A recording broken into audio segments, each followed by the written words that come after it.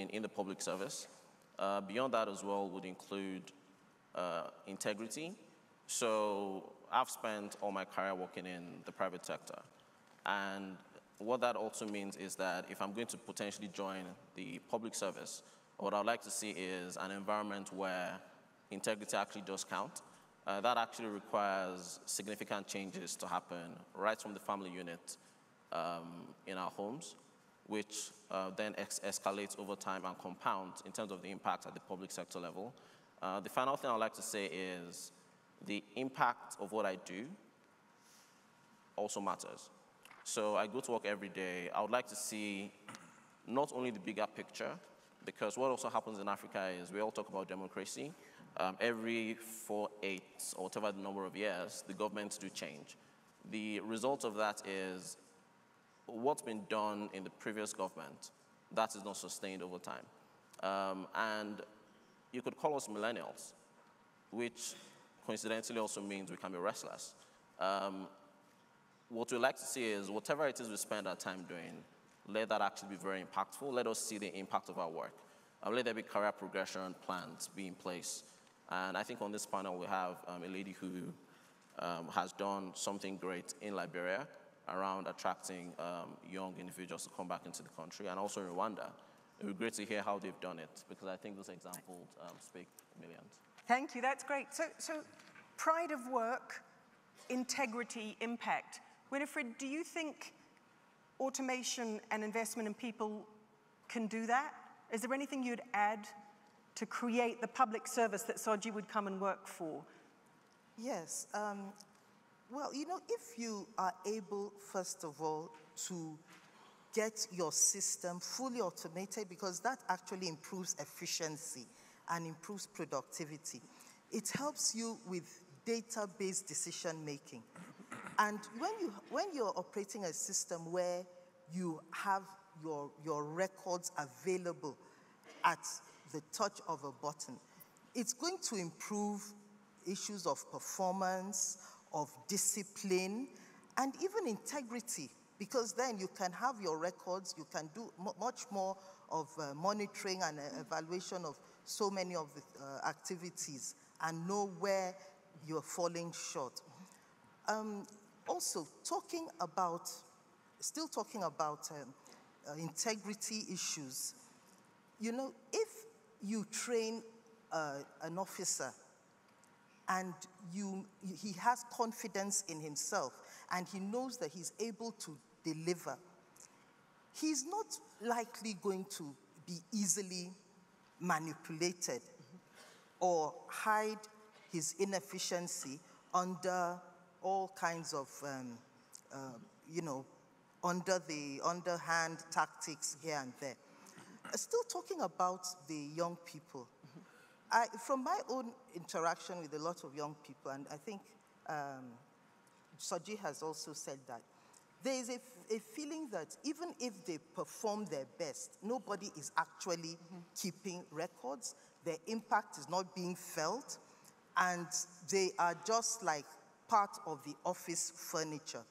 So I would also want to see in the civil service, and I've started that already, to have more innovation in the service, more ideas, cross-fertilization of ideas. In our civil service, Federal Civil Service Strategy and Implementation Plan, under the Capacity Development Program, we have started talent sourcing.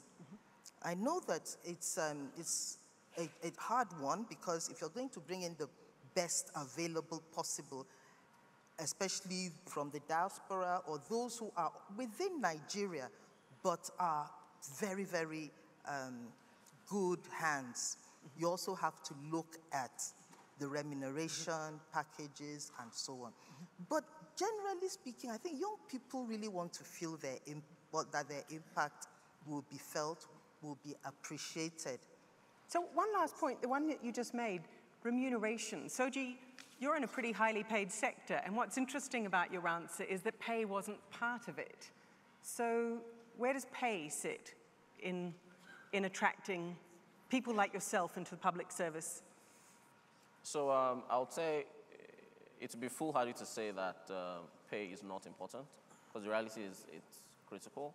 But that said, I think for the public service, pay cannot be your primary reason for wanting to join the public service. I think your motivation would have to be beyond pay. It would have to be things like I mentioned before, the impact you're going to have, a very deep sense of patriotism that you're actually contributing to your country. And I think for you to also have that, you must also feel that those sentiments are also shared by the people that are above you. So that's from the president or the head of your department, etc. What else? I think... But that's great. I mean, what you're highlighting to us is this is low-hanging fruit. There's a lot of people employed by the public service. And if it can attract people with that kind of motivation, we're really onto something. But I want to now pick up on the corruption issue, because you mentioned that it's important for you, it would be important for your decision to know you were going to work somewhere that had integrity. It's something that the head of service from Nigeria has noted. But sometimes it's the politicians that make that impossible. So I'd like to turn to Trevor Manuel, former politician, from 1996, the finance minister in South Africa. And in the earlier panel today, people talked about the challenge of public service in a captured state. So South Africa is now at this moment of opportunity, of change. How do you do that? Are politicians the problem, and how do you both have electoral democracy and have a public service that can actually deliver? Let's just go back, Ngaire. I think that we were afforded a unique opportunity in world history. We liberated the country. We had a president who had strong belief and who motivated others to act alongside. A number of us were appointed ministers before the age of 40. And so we could energize a public service with young, enthusiastic people who believed in the same values, and that drove that early period. I think in many ways, some of the legislation we introduced, including the Public Finance Management Act, they still stand. The Budget Transparency Index, South Africa moved from nowhere and still hogs number 1 or 2 in the world. It's fundamentally important that you use systems of transparency to ensure that people are involved and understand what happens in democracy. I think post-2009, and that was the election of Jacob Zuma as president, the attitudes changed, and I think that what happened then was that the vision, determination, and the impact of service was replaced by politics that's actually a lot more venal. So when you have a situation, and Donald described it, and he didn't want to call out South Africa this morning, I will call it out because it's common cause in our country that the state was captured. The state was captured by individuals close to the head of state. It was captured also by ministers who were incompetent and appointed into cabinet. And it was captured by those who ought to have provided services. And then I think a number of competent public servants were either replaced or dragged into this net. Now there's been a big change. President Ramaphosa was elected by Parliament on the 15th of February. So it's a very short period of time, but a lot of determination. Within 2 weeks, he went through major cabinet reshuffle. He dropped 10 ministers from cabinet and replaced 16 others. Now, people would say that's a very large cabinet, and it is. He's made the commitment to reduce the size of cabinet and to refocus the public service and ensure that we also repurpose what happens in the delivery of public services.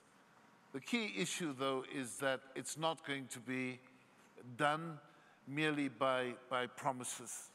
There needs to be action. There need to be consequences for people who've acted incorrectly. People must go to jail. There's just no question about it.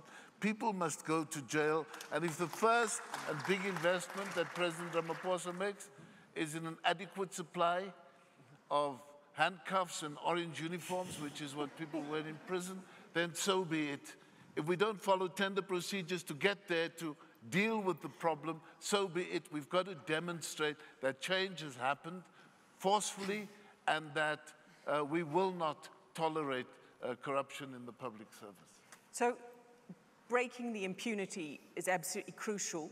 But on the positive side, even during that presidency, there were parts of the public service that saved parts of South Africa, right? There were parts of the public service that stayed the course. So on the positive side, what was it about the public servants and those parts of the public service that actually kept their integrity and kept delivering to the public?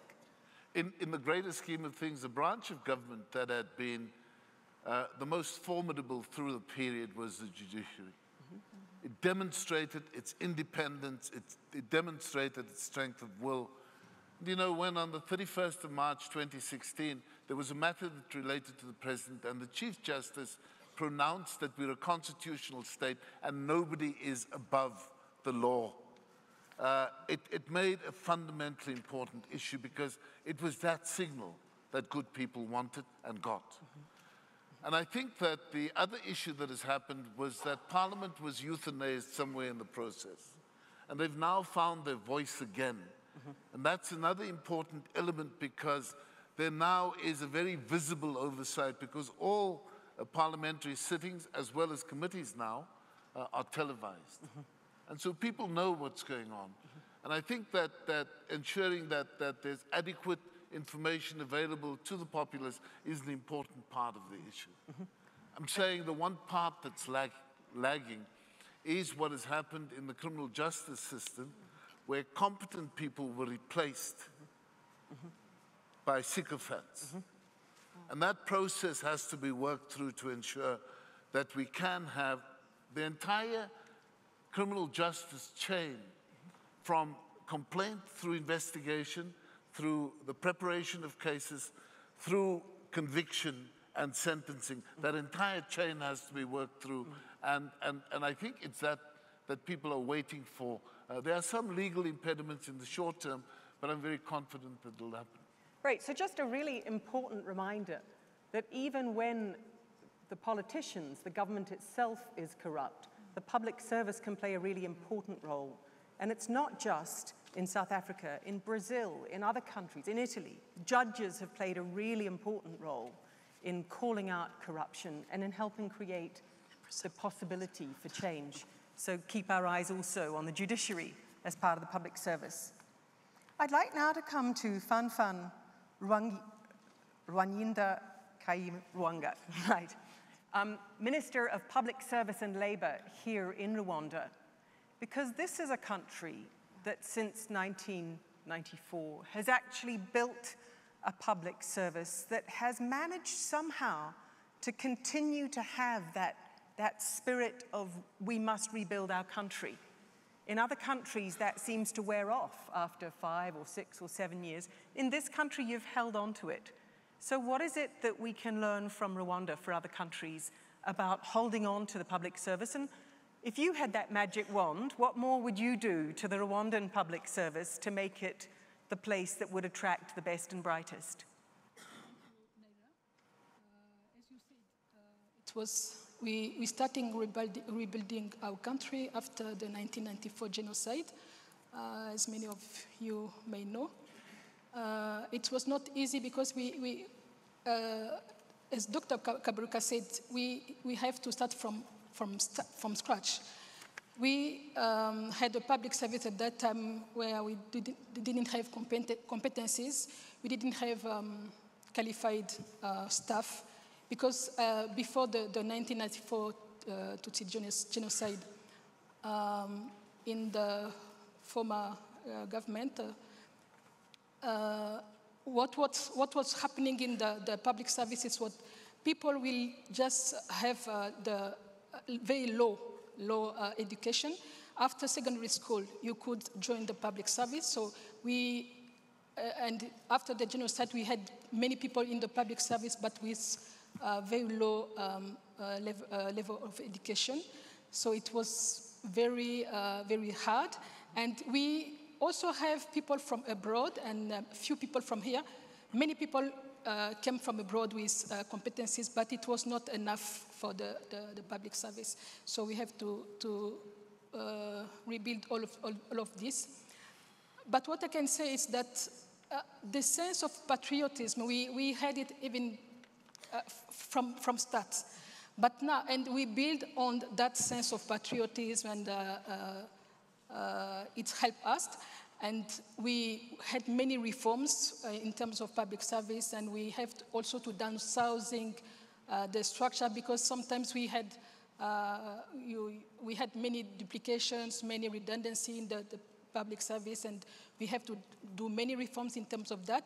But I think the most important thing is that we really focused on the human resources, because as Rwanda we didn't have, we have very few resources, and we took the human resource as our first resource, and we invest on the human capital.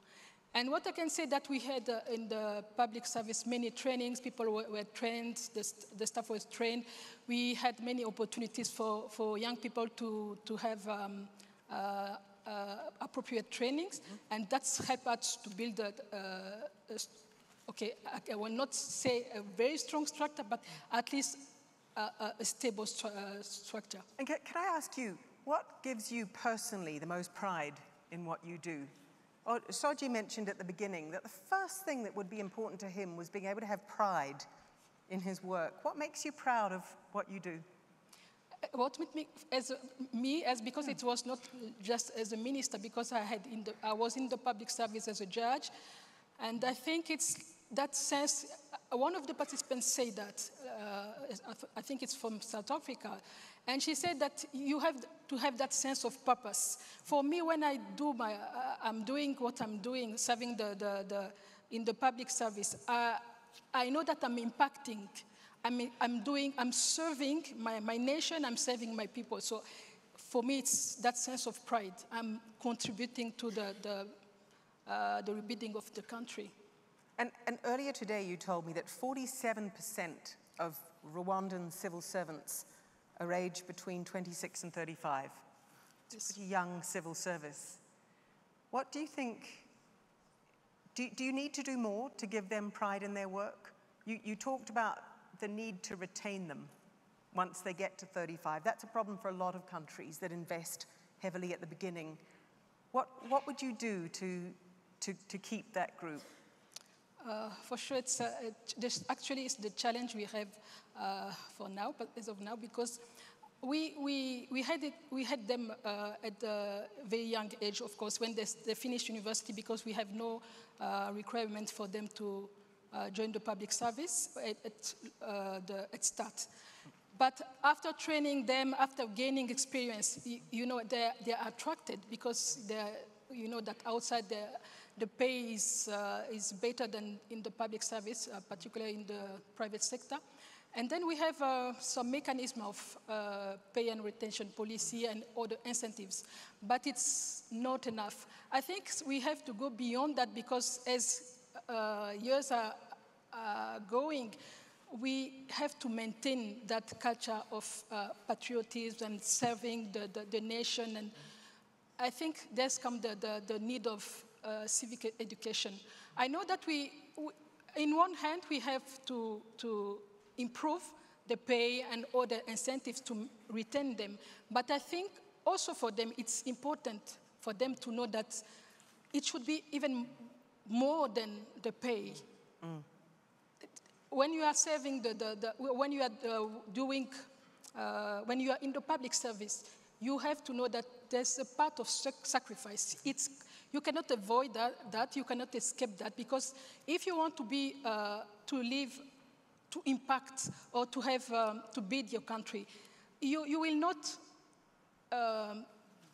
If I can say, you cannot have all. Mm-hmm. I think Dr. Kaburuka said that you cannot ask for everything at once and have all at once. So it takes time. Mm-hmm. And as it takes time, and while we are trying to build a stronger public service, I think people have also to know that they have to sacrifice at some point.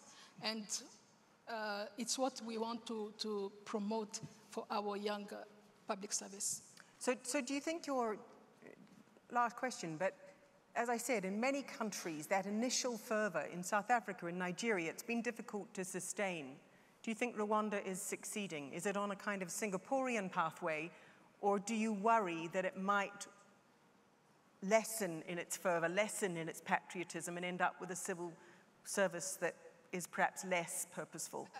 I think it's a challenge.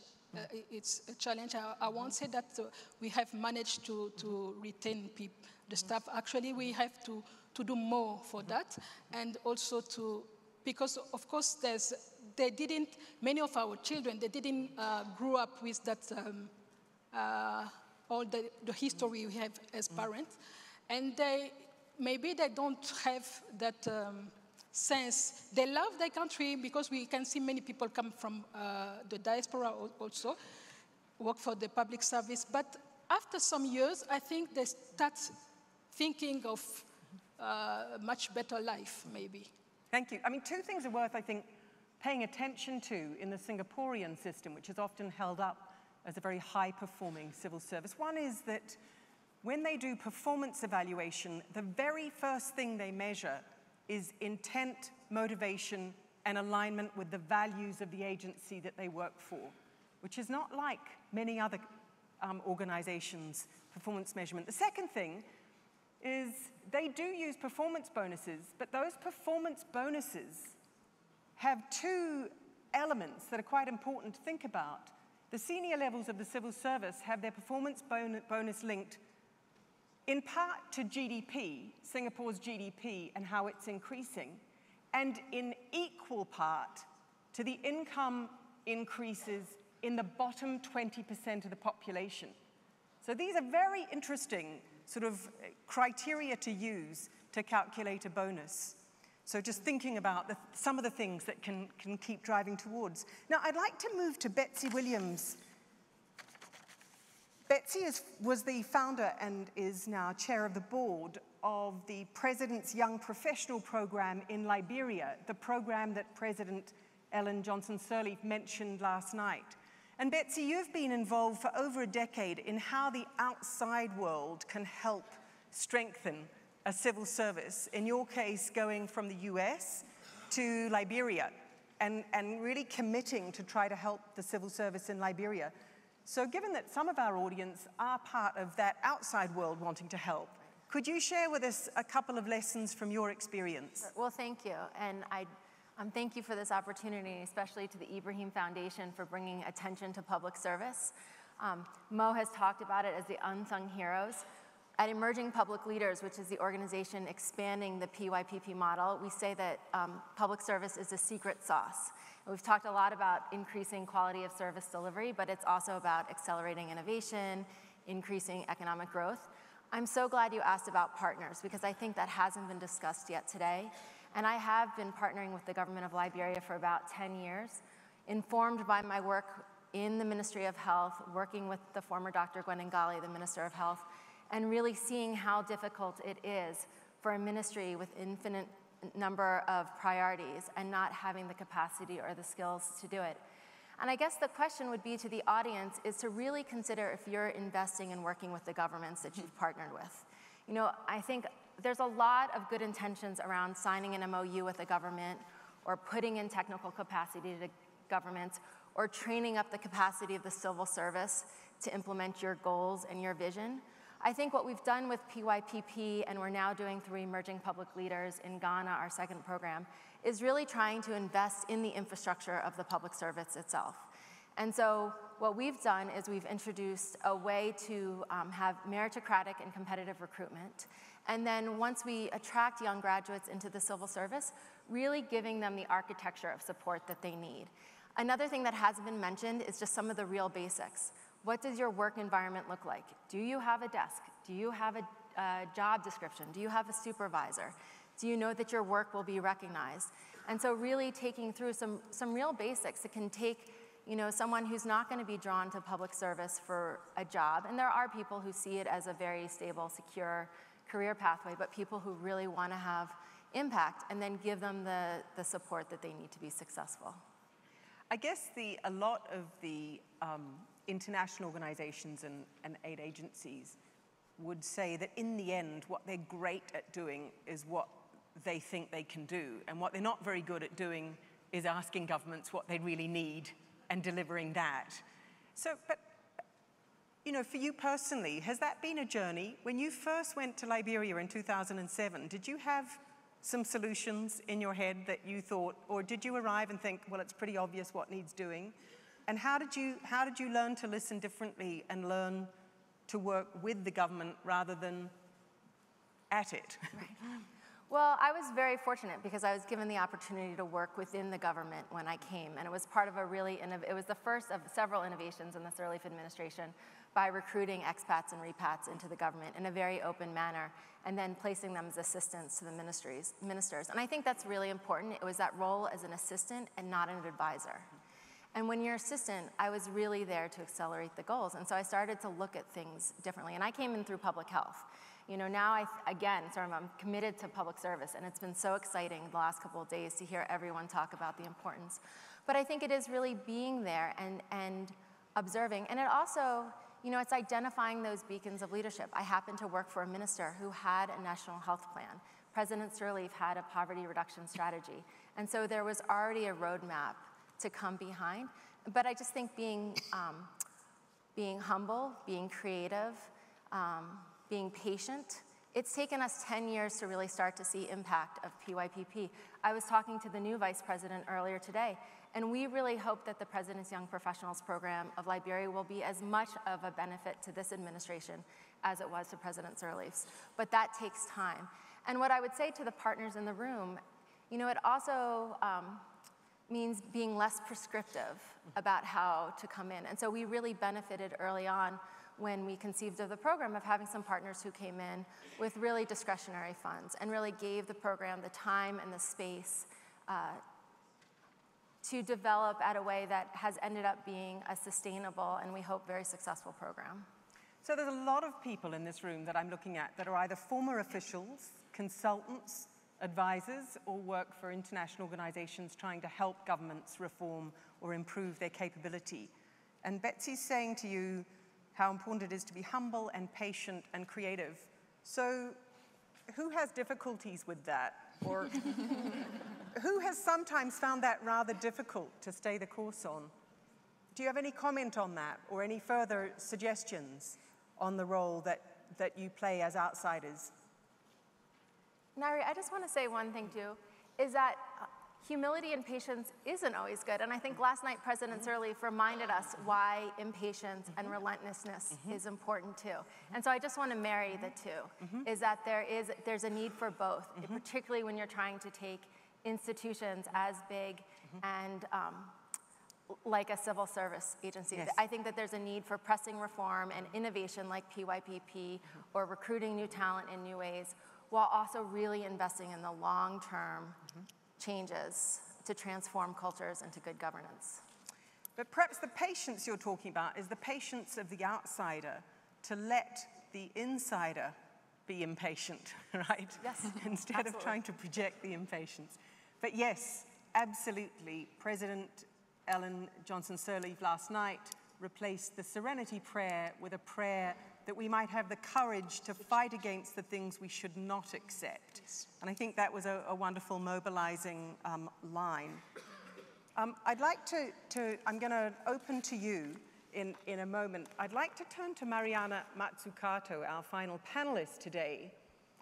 Mariana wrote a very powerful book, The Entrepreneurial State. Now, most people think that that's a contradiction in terms. And nowhere is that thought to be a contradiction in terms more than in the United States, where people think less government means more entrepreneurship. So, Mariana, for everyone in the room who's thinking about public service, I wanted to come to you last, really as a morale boost. What can the public service do to create the entrepreneurial state? Thank you. And it's true that I often walk into rooms as an economist and I walk out as a life coach due to this message. It does make people a bit happier. And so the key message of the entrepreneurial state was that precisely that dichotomy that Jennifer Musini, the executive director of Kampala City Authority, told us today. This kind of stereotype of the boring bureaucrat wearing a suit and then the cool, young innovators. That, first of all, it's a self-fulfilling prophecy. If that's how we talk, we shouldn't be surprised that that's what we get. But also, it's historically wrong. So some of the most interesting and groundbreaking innovations in the world of ICT, so digital, in the world of health, in the world of energy, actually came from particular public organizations, structured in particular ways, that provided that kind of investor first resort, both mission and investment. And what I wanted to do is just to sort of reflect on lessons from that. So, I mean, the quick thing is just look at any smart product I think you all have in your hand. What makes those products smart and not stupid were actually these kinds of investments. So internet, GPS, Siri, touchscreen display, and that's just ICT. In energy today, even fracking, something that lots of people don't like, came from government investments. Something like 75% of the most groundbreaking medicines have come from different types of public investments. And tomorrow, by the way, Sunday from 10 to 1, we're organizing a workshop through my Institute on Public Purpose to reflect on these lessons much more carefully. But the lessons for me are three. First, that this is not just about public money.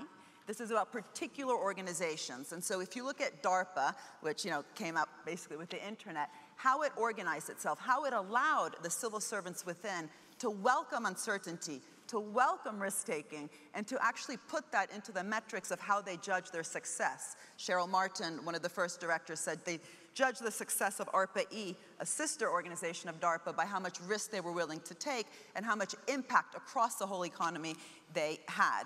Second is that these organizations, even though economists like to pretend that the public sector is there just to fix markets, fix market failures, all these organizations, which, including Yozma in Israel, which provides patient long-term finance to the high-tech nation companies, these organizations were mission-oriented. They had this word purpose that everyone seems to keep coming up, how they actually put that into their remit, but then also into their metrics. And the missions were problems that had to be solved, right? Going to the moon and back again in one generation.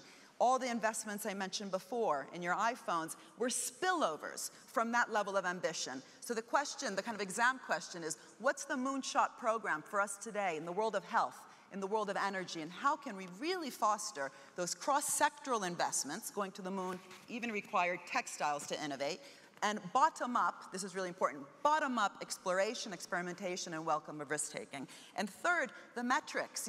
We've talked about accountability a lot. But how you do the accounting matters. If it's accounting through cost-benefit analysis, through net present value calculations, and always measuring which market failure did you fix with this myth that it's the private sector that creates the market versus co-creating and co-shaping, you're going to get into problems. And I really welcome you to look at the report. I think it's page 42, looks at a particular public partnership in South Africa in a hospital, and everything that went wrong, it went wrong because of how the accounting was done and this emphasis on return on equity.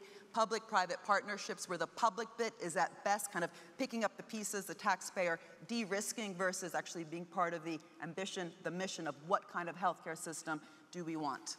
Thank you, Mariana. A really important reminder of the purpose and morale that we need in the public sector. And it comes right back to where Soji began us on the panel. The first thing that was important for him and his generation was pride of work, pride in that work. And I think that's the first takeaway from this panel, is this importance of purpose, of intent. And it makes me reflect on how demoralized many of our public servants are and how can we raise that. Now, I'm saying this because I'm coming to you now for answers. So the first thing is, how do we raise the morale and pride of our public servants? I'm going to crowdsource some answers on that. The second was about integrity and values. So not just not accepting corruption, ensuring your judges are empowered to do that, but building positive integrity and values in the public service. So I'm going to want to hear ideas from you about how we do that. And the third was about delivering, innovating, being efficient in the public service, whether you use technology or other means to do that. So now we've asked our panelists to give us a lot of food for thought. I want to take some ideas from you on how do we resolve those three. So, to you, who's got some ideas? Can we move the microphone around? Let's do it short and sharp and sweet and really crowdsource some ideas here. Fatou Uri from Sierra Leone. Just a quick comment and a question.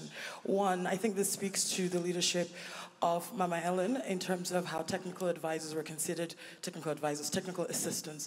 I come from a country where outsiders come in and they're technical advisors and their knowledge is placed above local civil servants, and it really demoralizes what we feel we can contribute to our country. So being very conscious of the power balance in our public service is really important. The second question is, we talk a lot about young, I am the generation now, young generation, but I'm really keen about how we bridge that generational between our elders and us that are coming. I think it's exciting that we're young and we're eager and we want to be agile, but how do we transfer knowledge? How do we use technology, whatever it is, facilitating to be able to bridge that generational knowledge? And the last thing is, when we talk about public sector, I think we need to take a gendered approach to it. How do we get young girls, young women, to serve within public service in a way that feels where we can be protected, we can feel heard, and we're really enhancing and encouraging more women in political leadership? Thank you, Fatou. The first of those points is one that every public service struggles with: deference to the expertise of the people who are actually at the front line. Whether it's deference from outsiders or deference within the civil service to those who are actually at the front line, who understand the problem. Any solutions to that on the panel? How do you encourage that kind of respect for the expertise of people who are at the front line, or when you're coming in as an outsider, the expertise inside? Can I just add on that? I think what I think is important is the locals also need exposure.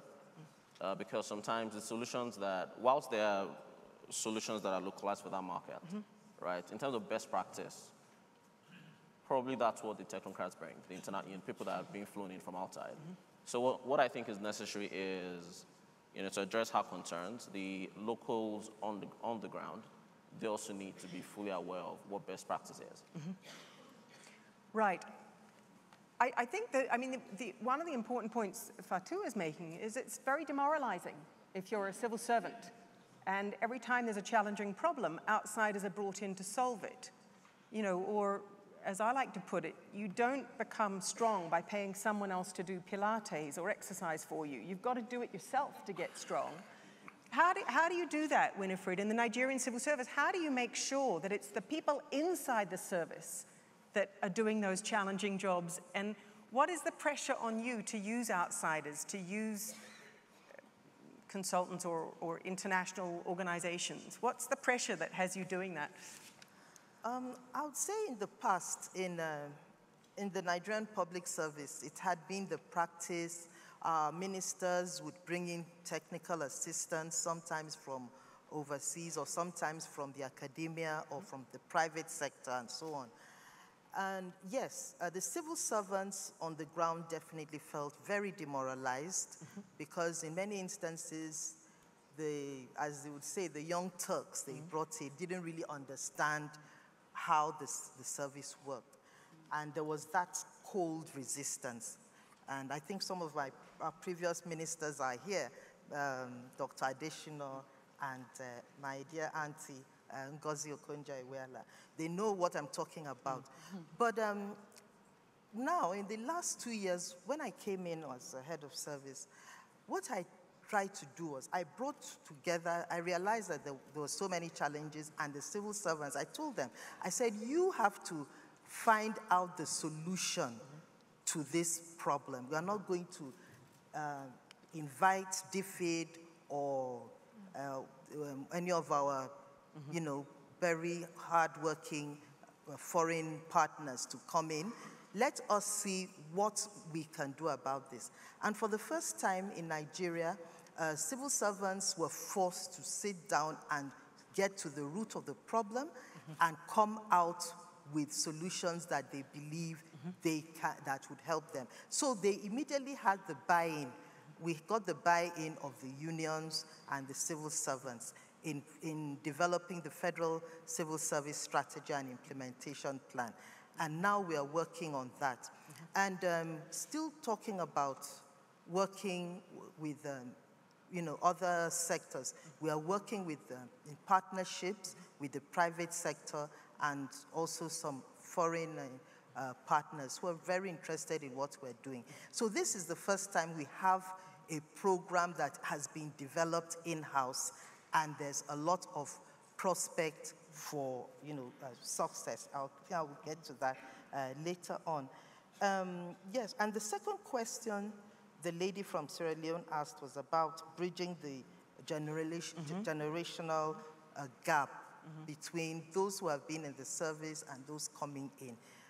Now we have started a mentoring process where we have our young, as part of the induction training, we align young intakes into the service to be mentored by not just those senior ones in the service, but also we have retired directors, permanent secretaries, heads of service, who have been very, very knowledgeable, coming in also to take care of these mentoring issues. And are there things and I was going to ask Fanfan as well, are there things that you're needing to work on to make the civil service the safe place for women to work in, or rather than using the word safe space, a place where your female employees can really flourish and not be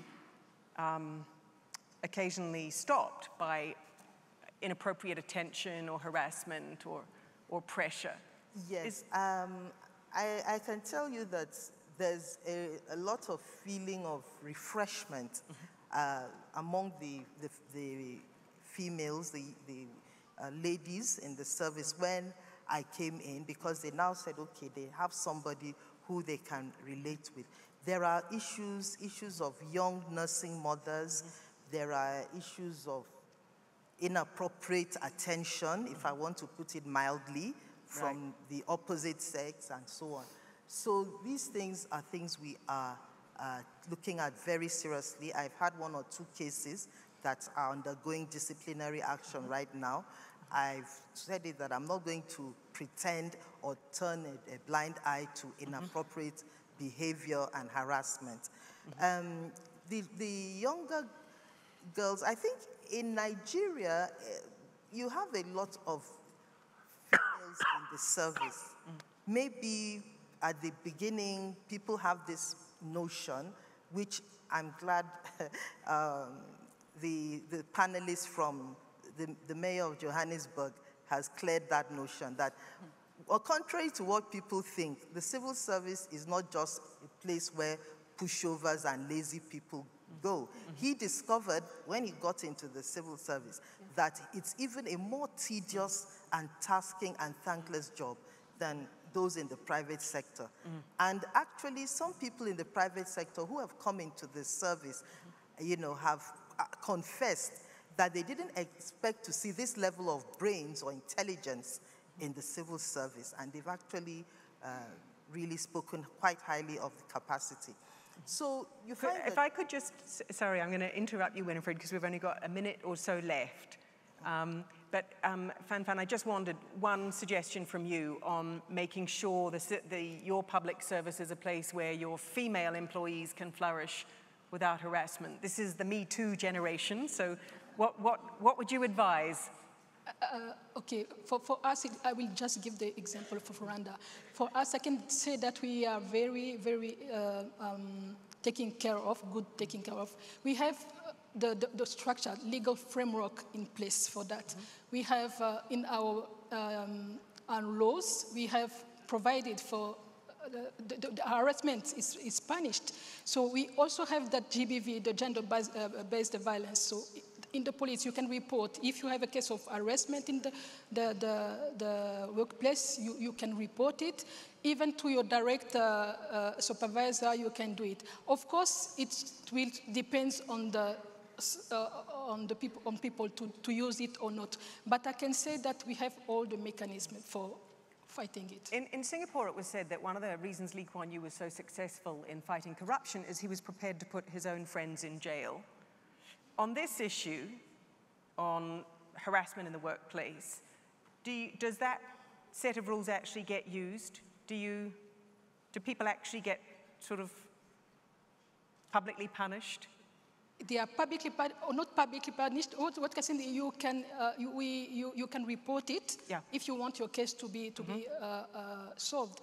But I think I won't say that we don't have it because we have very few. I don't think that we have. I can say the percentage, but it's quasi inexistent. I don't know if it's because people don't use it or. We don't have cases. Well, it has to be said, this country has phenomenal high-serving female civil servants, which is why I thought we should be learning things from you. Betsy, you had a... Just really quickly, I want to say also that, and we've heard a little bit about this, when you start to introduce meritocratic recruitment and competitive recruitment, you sort of take away some of those assumptions and biases. And then by providing mentorship, being part of a network, we found that with PYP, it gives a place for people to go. It's not going to be perfect right off the bat, but if you can have support around and sort of create an architecture of support, both to challenge the assumptions. Me Too is part of a network that's sort of built, but also by leveling the playing field, it actually creates space for women, for young people to come in, and then also the mentorship piece. And so pulling in the elder statesmen to support the younger people, we've observed that it makes it a little bit easier for the acceleration to happen. Very good. Rampant meritocracy is a good solution to a lot of the things we've been discussing, as is significant, relevant performance measures. Can I just add something really quickly? So as much as, I come from Italy, we have a huge problem, very similar actually, I think, to many African countries in terms of both corruption, lack of meritocracy, nepotism. But what's often lacking in the debate is the historic, in Italy, 20 years of low public and private investment in the country actually is what's been driving its low productivity. And within the public sector, lack of investment in the creation of capacity and capabilities. We'll talk about capacity, but it's those capabilities require investment. And this issue of expertise, in our workshop tomorrow, we have Pooja Agrawal, who works with Sadiq Khan in the Greater London Authority in London, and I've learned from their organization, Public Practice, that London used to be a city where something like 70% of top architects and planners worked for the city. Today, it's less than 1%. And what I really welcome people to think about is the feedback effect, how we think about government, the lack of capacity building, the metrics we're using, these static, cost-efficient, net present value calculations, what it does to some of these experts even wanting to work inside government. So it's not just about attracting the youth, it's the feedback effect of how we envision what government is for and all the different toolkits we give civil servants and the effect that does to the degree to which it's honorable to be working inside a public institution. I want 2 more suggestions from the audience. If we can have a microphone.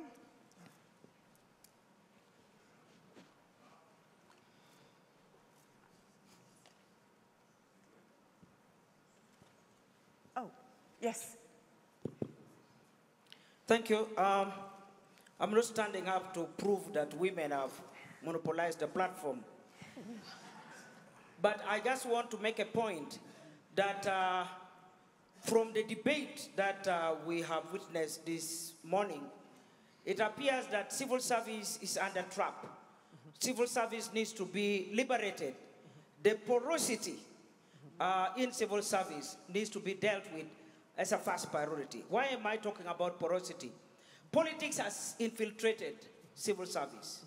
And civil service must be free from political interference. Secondly, I feel that the kind of payment that is given to a civil servant is not usually commensurate with the kind of output you expect. And that's why you find so many of our trained people going out to get better pay for the qualification they have.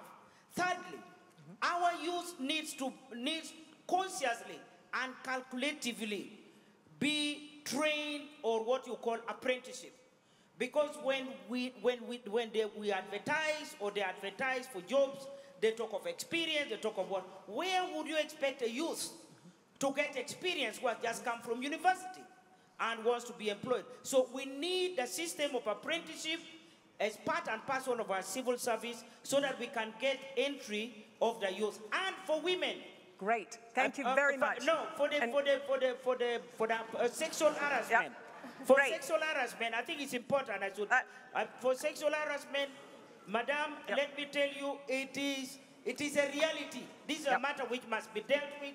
Women are being harassed at the lowest level, at the highest level. It must be dealt with. Thank you. Thank you. So, 4 powerful points on politics, on pay, on investment, and on harassment. Thank you. Yes.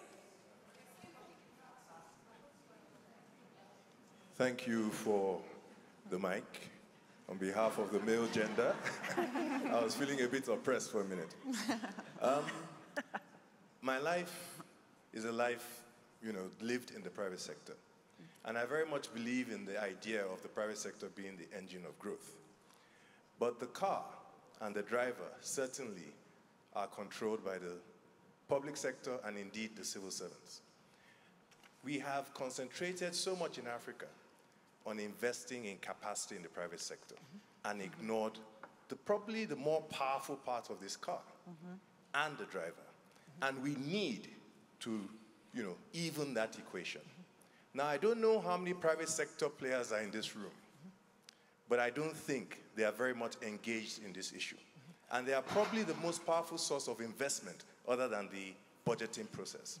And so I very much think that this equation can only be shifted when the private sector, along with government, begin to play a partnership role in good governance. Thank you. Thank you very much. And then just up to Aisha here. I did work for an organization that used to send technical assistance to countries to help. Yep. But there is one thing which is very important. It's to train them before they go. To let them know that when they go to a country, they need to be humble. And they need to listen to the people they are finding. Most of the people they are going to help are highly educated. So I am just asking you, do you do that? Mo, can I have 30 more seconds to take 2 more suggestions from the floor? We've now got so many people. Just a couple. Let's do this really quickly, just so we can take a couple more.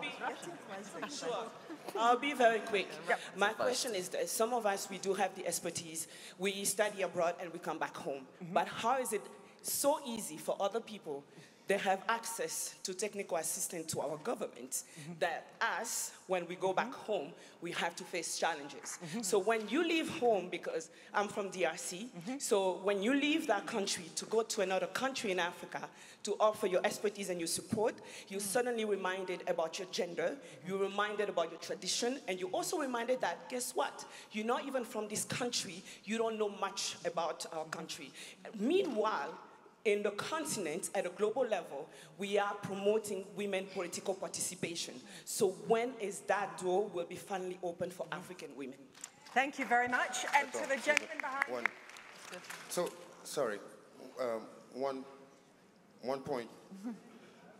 First of all, thank you very much. That was a very enlightening session. I have one key suggestion, right? And that would be probably to Mo, right? As we're talking about governance here. I think the main challenge that we have, I've heard so many best practices, but where do our people go and find them, right? How do you hold your governments accountable? And is there a place where we can basically, either a website or something, or maybe an annex to the next report, where we can find those best practices? Because the main challenge at home is the lack of exposure, right? So you have 2 issues, capacity and lack of exposure. So, and we tend to talk about diaspora. I mean, I'm one of them, but the difference is that I was exposed. They're not more stupid than us back home. So how do we basically find a more proactive way to create mutual accountability by sharing where is it done best and how can we actually reproduce that at home. And this way, you know, you mentioned Singapore, you mentioned DARPA, etc. I mean, not even 1% of Africans know what DARPA is. Okay, so sir, I invite you to the Blavatnik School of Government at Oxford to come and learn those lessons. Now, can we move to this gentleman? The gentleman with the white shirt. Ibrahim Foundation, African Development Bank to work on that, and the Blavatnik School, maybe. Yes, absolutely, wonderful suggestion. And the man in the white shirt. Yep. Okay, just a quick one. Charles Morito with Google.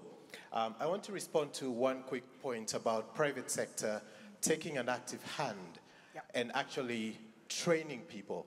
So in 2016, we actually announced 1 million Africans trained over a 12-month period, which was exactly to that point of making sure that we're taking an active role in training people across. Last year in July, we upped that, whereby we committed to training 10 million Africans over the next 5 years, and that is something that we're going to continue to do. And that's in addition to other things that we've done, such as committing to train 100,000 developers. We've just introduced 15,000 scholarships for coding, and that is something that we're going to continue. So thank you. Private sector is actually doing it.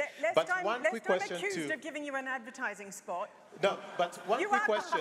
What's one thing you're going to stop doing on the continent? Sorry? What's one thing you're going to stop doing on the continent?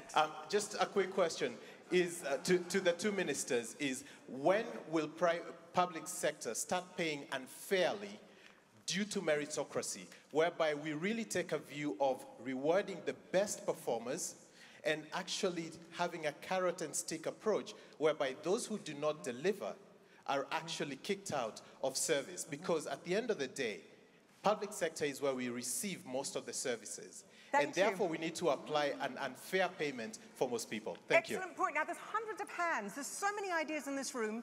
That's what the Mo Ibrahim Good Governance Weekend is about. I'm now standing between you and lunch and my position in the Mo Ibrahim Foundation, which is now seriously in jeopardy. So I just want to finish by saying we've had some fantastic ideas from this session. Automation and how we can use, and Google can help. I think we just got an offer for some pro bono assistance from Google to the Nigerian civil service, right there and then. We need investment in people. We've had 2 offers from the private sector to invest in people. We need leadership which absolutely stamps integrity, values, and ensures that people that embody those are promoted within the civil service. And we've heard that from people who embody that kind of leadership on this panel today. We've seen that there's lots that countries can learn from other countries. Every country thinks their civil service is unique. These problems are shared across the world. So we can reach out and find what others are doing and learning from them. Can you join me in thanking these fantastic panelists for their practice?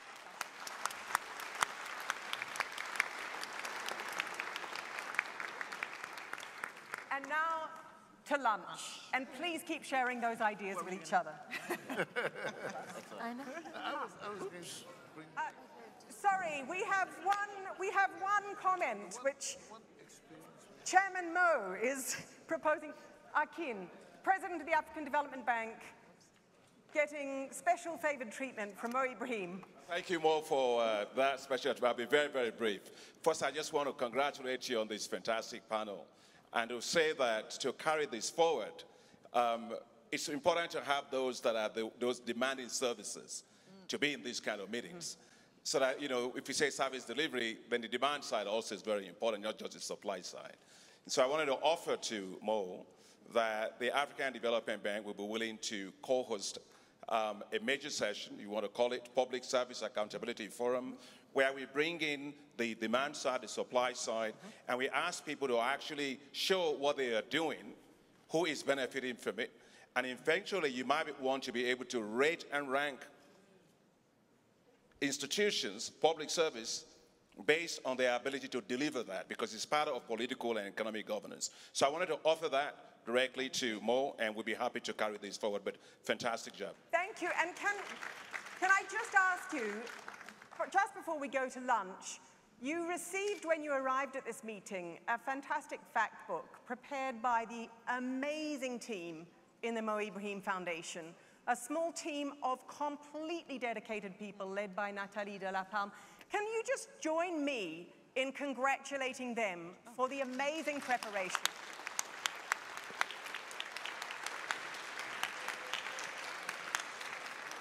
Naira, can I just suggest one or two quick things? Sure. I was expected, Madam Asha, I don't know, people maybe don't know her. Asha was Minister of Education in Guinea many years ago. And as a Minister of Education, she did something interesting. She sent all the teachers for retraining because she noticed there is a great bias and imbalance between female students and male students. And by the time she finished, what was the ratio? You increased it 3 times, was it? How many times? 3 times. She managed to increase the number of girls at school 3 times. And that's an interesting experience. And I think that is something should be told because other ministers of education, you need to understand how we deal with our girls in school because usually they are second choice. That's one thing. I'm very happy to always work together with the African Development Bank. Google's actually, we are in discussion with Google about this training program because we're challenging them to prove they are really a decent company. And they said they are a decent company. And we discussing this issue of the training and work to make sure it is really substantial and effective, not cosmetic. And I think the cooperation of Google with the African Civil Service is important. And that's some discussion we need to continue with the management of Google to see in what way can the material can help to move our civil service really forward. I know we don't have time, but one of our friends here was telling me an amazing experience about getting a visa to this country. And it is the most amazing and wonderful experience where you can go online and do your stuff. And it's something where she said she phoned the embassy and she didn't know who she. She called back after 3 hours, sorting her problem and offering her the visa. That's something we don't expect from the Home Office in UK or the Homeland Security in US. So some African civil service really are getting it right. And this, electronic and the e-government is moving forward. And I urge Google to really continue and deepen their involvement here because that is very important. You're making a living of the accounts of all the African guys who are subscribing to you. You need to pay back, and that's what you should pay back. Thank you very much. And Mariana, I think, have an extension to this session tomorrow. What time is your session? From 10 to 1, and it's all on how to both incentivize but also evaluate public value and public purpose.